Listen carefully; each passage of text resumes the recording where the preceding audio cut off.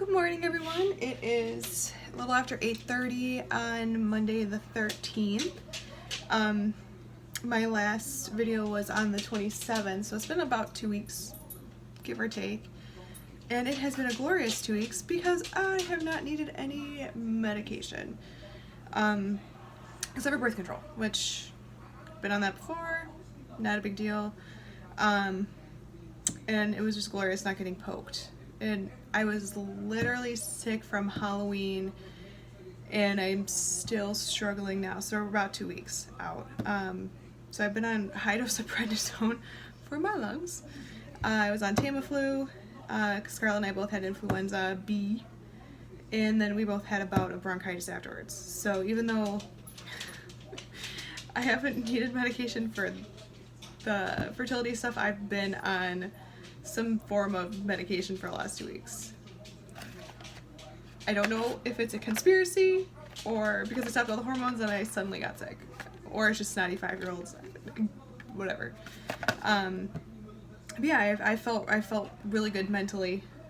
Physically, my lungs are trying to kill me, but that's pretty standard in my world. Yeah, it's been a really good 2 weeks of not having to worry about anything fertility related. I had an ultrasound and blood work on the 10th, and all that came back normal. I stopped my birth control. So I started on the 27th, and I had a period like a couple days before that, before I started the birth control, like the 25th, 26th. And then I stopped this on the 7th, the birth control on the 7th, and I had my period again. So I've had my period twice in 2 weeks. I was not prepared for that, real pissed off, because who wants to bleed heavily twice in 2 weeks? So is life. So I got my new protocol. It's a lot different than my previous. I'm gonna do a blog post. Oh, okay. And I'll just kind of post like what I'm doing. But I really thought I was gonna be not needing any more injections because we're not obviously getting eggs this time. We're just doing the transfer, and I stand corrected. So I have to do the Ganirelix. Luckily, I had enough left over. I needed 8 syringes, and I have 8. So for 8 days, I do this Ganirelix. This one's not bad. I really don't care about it. It's the Menopur that I really did not like. So the Ganirelix, and then I do 5 days of steroids and antibiotics, and then they start the progesterone injection in my butt. So for the next 8 days, I'm doing the Ganirelix. I have estrogen patches on. 2 right now, and then it gets up to like 3, and then it gets up to 4, and then at one point I have 5 of these on. Estrogen is the other thing that really bothers me. It makes me crazy. The progesterone I don't mind. I'll take progesterone any way you want to give it to me. It's the estrogen that kind of makes me an unpleasant person. I don't know, I mean, I know what the box says, but I don't know how this changes my estrogen levels and how quickly. And I don't know if part of my problem before was that my estrogen levels like skyrocketed very quick in just a matter of days, and that was part of the problem. I don't really know. I guess I'll find out. So I'm doing the estrogen patches, I'm doing the Ganirelix, and then I'm taking baby aspirin once a day, and this is on top of the 60 prednisone I'm on right now for my lungs. My asthma is exceptionally bad, and then I'm also taking Mucinex because I have really thick secretions. I'm a symptomatic cystic fibrosis carrier, and as I'm getting older, I'm having more problems with my lungs. And part of that is I have really, really thick secretions like a cystic fibrosis patient would have, and I can't get it up. So a lot of times if you're at work and you see me like struggling, I'll be hitting my chest, and that just helps me break everything up so I can cough it up. And then I'm the Mucinex too. So I'm kind of on a lot of different things right now, but otherwise I feel really good. Our plan is that our next transfer is on the 30th, so just in a couple weeks here. So it's not as intensive as far as the blood work and ultrasounds. I only have to do 2. I've got one on, I'll say the 20th, and I think I got one on the 27th, so like right before we do the transfer.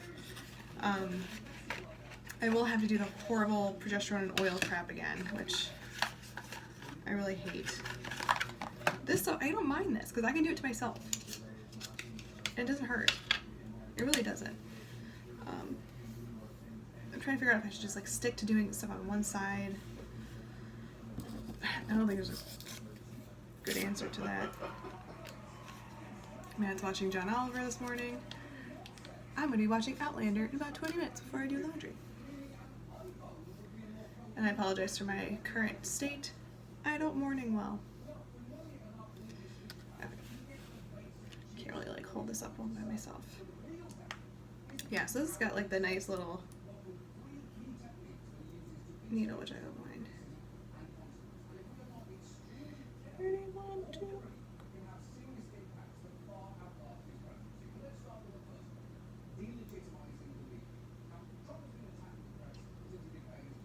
Yeah, it's amazing how much this does not bother me at all.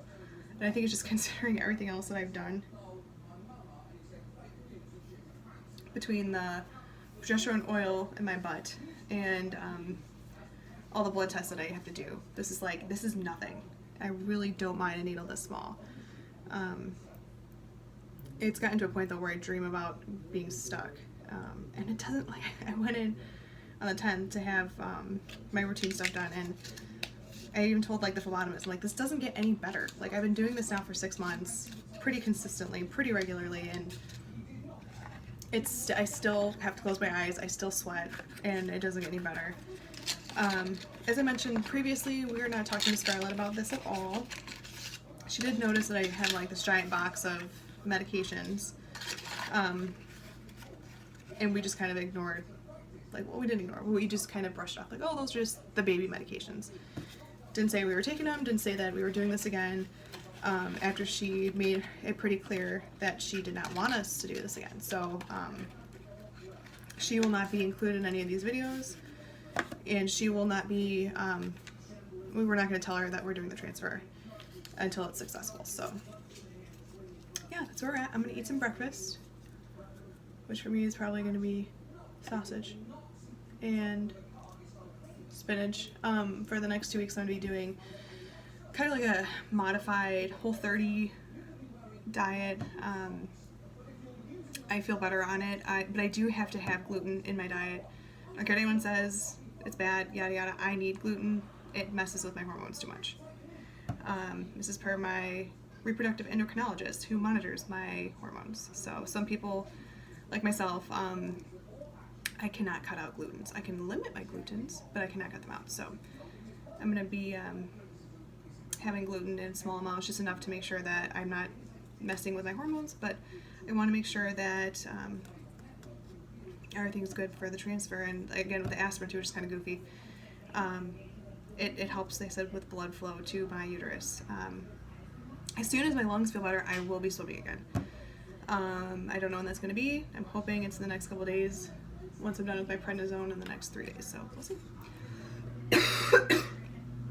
Hi everyone, thanks for stopping by.